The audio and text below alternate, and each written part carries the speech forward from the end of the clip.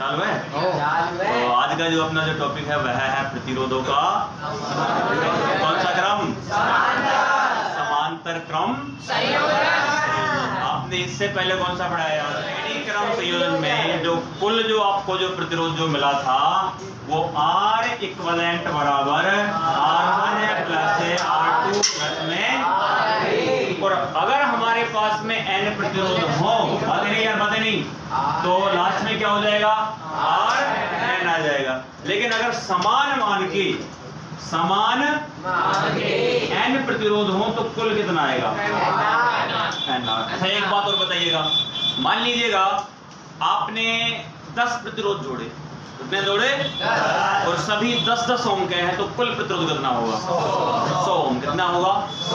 अच्छा एक बात और बताइएगा, आपने प्रतिरोधों का श्रेणी क्रम संयोजन काम में लेना है, और आप ये मान लीजिएगा कि जो सबसे ज्यादा जो प्रतिरोध आपने जोड़ा है ना सीरीज में, और अब आपका कुल जो प्रतिरोध जो मिलेगा वो सबसे ज्यादा से भी कम मिलेगा, सबसे ज्यादा से भी ज्यादा मिलेगा। क्लियर है बात आपको? कुछ ये बात मैं समांतर में जब उल्टा कहूंगा तब आपको क्लियर है बात। एक बार और फिर एक बार सही बताएंगे कि अगर मान लेते हैं हमारे पास एक ओम के 1000 प्रतिरोध श्रेणी क्रम में जुड़े हैं, तो कुल प्रतिरोध क्या होगा? 1000 ओम। कितना होगा? 1000 ओम। तो इधर आइएगा यार, आज का जो टॉपिक है वो कौन सा है? समांतर क्रम संयोजन। तो मान लीजिएगा ये हमारे पास में कोई पहला प्रतिरोध है जिसको हम क्या नाम दे दें बोलो? ये हमारे पास कोई दूसरा प्रतिरोध है जिसको हम क्या नाम दे दें बोलो? और ये हमारे पास कोई तीसरा प्रतिरोध है जिसको क्या नाम दे दें? R। और हमने इस संयोजन को किसी बैटरी या बैटरा से जोड़ दिया, और साथ में हमने क्या लगा दी? कुंडली लगा दी। ये जो तीनों जो प्रतिरोध है ना, उनका जो लेफ्ट जो साइड है मान लेते हैं किस पॉइंट पे जुड़ रहा है? A पॉइंट पर, और राइट साइड जो है मान लेते हैं बोलो किस पॉइंट पे जुड़ रहा है? B पॉइंट पे जुड़ रहा है। आप मुझे ये बता दीजिएगा, धारा की जो दिशा जो होती है ना, वो माइनस से प्लस या प्लस से माइनस? तो मान लेते हैं यहाँ से कितना करंट निकल रहा है बोलो? जब ये आगे जाएगा तो कितने रास्तों में बढ़ जाएगा? तो R1 में कितना करंट मान लें? R2 में कितना मान लें? और R3 में कितना मान लें? I3 मान लें। क्लियर है क्या? अब आप मुझे ये बताइएगा, A में जो B है ना, A में जो B है, इनके जो टर्मिनल है ना, A पॉइंट पर R1 का, R2 का, R3 का सभी कॉमन है। B पॉइंट पर R1 का, R2 का, R3 का सभी का कॉमन है। और विभवांतर क्या होता है? दो बिंदुओं के बीच का अंतर, विभव का अंतर। दो बिंदुओं के बीच के विभव का अंतर क्या कहलाता है? विभवांतर कहलाता है। तो इसका भी यही पॉइंट है, इसका भी यही पॉइंट है, इधर इसका भी है, इसका भी है, इसका भी है, इसका भी। तो तीनों के लिए आपका जो विभवांतर जो रहेगा वो कैसा रहेगा? समान। तो इसके लिए V, इसके लिए भी V, और इसके लिए भी V। अच्छा, समान क्या है? विभव। क्या है यार? बंटवारा किसका हो रहा है? अरे किसका हो रहा है? और जिस चीज का बंटवारा होता है ना, उसी का मान निकालेंगे। ओम का नियम सभी जानते हैं, V बराबर, अरे V बराबर, क्योंकि ओम का नियम, ओम का V बराबर। फर्स्ट प्रथम प्रतिरोध के प्रथम प्रतिरोध से प्रवाहित, से प्रवाहित क्या मान ले उसको? I1 बराबर बोलो, अरे V, ये I का मान निकालेंगे, R किस घंटे में चला जाएगा? V बटे R। V1 नहीं होगा क्योंकि विभवांतर तो सभी के लिए समान है। This is the equation number. इसी प्रकार सेकंड प्रतिरोध से प्रवाहित धारा बोलो कितनी है? V अपॉन में, this is the equation number second. तो जरा थर्ड से भी बता दीजिएगा, V अपॉन में R, this is the equation number, this is the equation number. आपने तीनों प्रतिरोधों से गुजरने वाली धारा का मान ज्ञात किया है। R1 में I1, R2 में I2 और R3 में I3। और टोटल धारा सेल से निकल कितनी रही है? I। और वो I 3 भागों में बट गया, तो आप ये कहेंगे सर कुल जो धारा होगी वो I बराबर I1 प्लस I2 प्लस कितनी होगी? I3 होगी। कुल बोलो धारा I बराबर है I1 plus I2 plus I3। अरे हाँ या ना?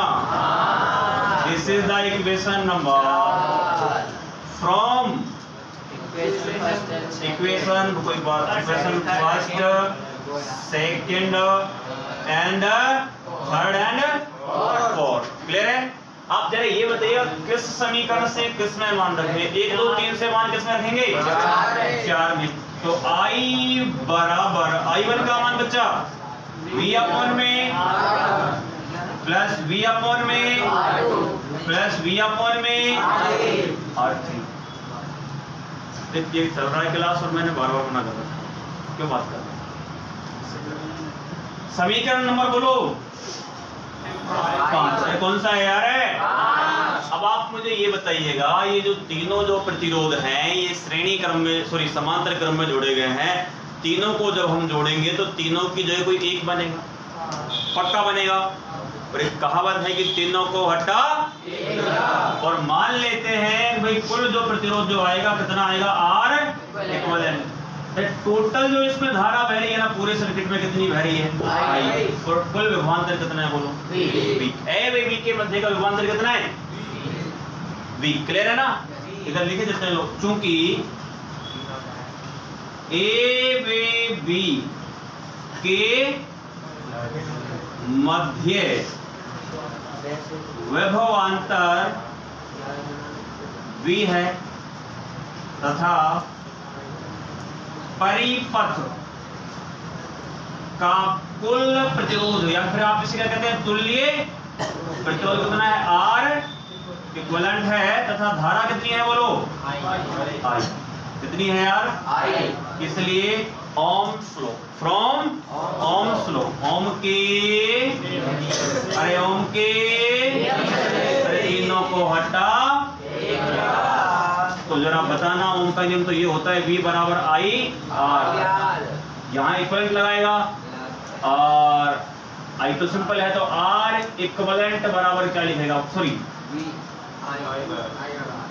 इसका मान I का मान निकाल ले। हाँ I का मान निकाल कितना निकलेगा बोलो? I बराबर V अपॉन में R इक्विवेलेंट। ये समीकरण नाम दे दो इसको 6। बोलो समीकरण 5 से इस I की जगह बोला V अपॉन में R इक्विवेलेंट। और इस यहाँ सामने क्या है? V बटे R1 प्लस V बटे R2 प्लस V बटे इधर सबसे क्या कॉमन आएगा यार? इसे चेक करो। और इधर क्या है? तो V क्या कटेगा क्या? तो 1 upon R equivalent is equal to 1 upon R1 plus 1 upon R2 plus 1 upon hence. अरे हाँ या ना? अगर n प्रतिरोध जोड़ देंगे तो क्या कहोगे फिर आप? 1 अपॉन में R1 प्लस 1 अपॉन में R2 प्लस 1 अपॉन में R3 इसी तरह से 1 अपॉन R। अरे क्लियर है ना? ये केस नंबर फर्स्ट था जैसा उसमें हमने किया था। और अगर आपसे कह दे कि भाई n प्रतिरोध समान मान के हैं, n जो प्रतिरोध है ना वो सभी समान मान के हैं, उस दौरान जो कुल जो प्रतिरोध जो आएगा वो कितना आएगा? R अपॉन में कितना आएगा? R अपॉन में n। और आपको एक बात ध्यान रखना है, मैंने आपको कंडेंसर के अंदर बताया था जब पैरेलल की स्थिति वहां बन रही थी 1/C1 प्लस 1/C2 हो था तो वो श्रेणी क्रम में, लेकिन वो इसके हुबहू आया था आपका संधारित्र का श्रेणी क्रम संयोजन 1/1 इस तरह से मिलता है आपको। तो केवल 2 के लिए अगर मान लो आपको 2 प्रतिरोध दे दिए जाएं और आपसे कुल प्रतिरोध पूछता है तो गुणा बट्टी याद आ रहा है क्या यार? मतलब R1 गुना R2 बटे R1 प्लस में R। तो जरा तैयार हो जाइएगा। मान लेते हैं इधर में तीसरा नहीं जोड़ता, सवाल बना रहे केवल ये R1 की जगह है 5 ओम और R2 की जगह है 6 ओम। कुल प्रतिरोध बताओ। 30/, अरे 30/, हाँ या ना? पक्का? क्या कर रहा है यार? इधर देख, जरा इसको बता। अरे इसको बता कितना होगा बोलो। ये 8 है, ये 6 है। 48/14। जरा इसको बता। दोनों 10-10 क्या है? 100/, मतलब 5। जरा इससे ट्राई करिए सूत्र से। एक मैंने R/n लिखा था। R का मान कितना है बोल? मैंने R का मान 2 के लिए, और n कितने हैं यहाँ पे? 2। तो 10 में 2 को भाग लगा तब भी कितने आएंगे? 5। तो इसका मतलब सूत्र सही है। और बता आगे, लास्ट कर दें इसको बस।